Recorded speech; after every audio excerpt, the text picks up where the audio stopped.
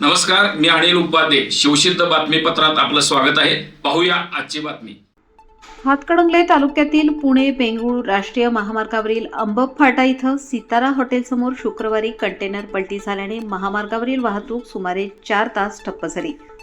अपघातानंतर कंटेनर चालक घटनास्थळावरून पसार झाल्यानं वाहतूक कोंडीमध्ये आणखीन भर पडली.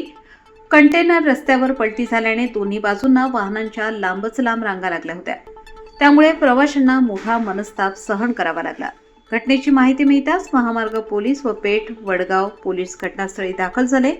पोलिसांनी तात्काळ वाहतूक नियोजन करून कंटेनर हटवण्याची कार्यवाही केली.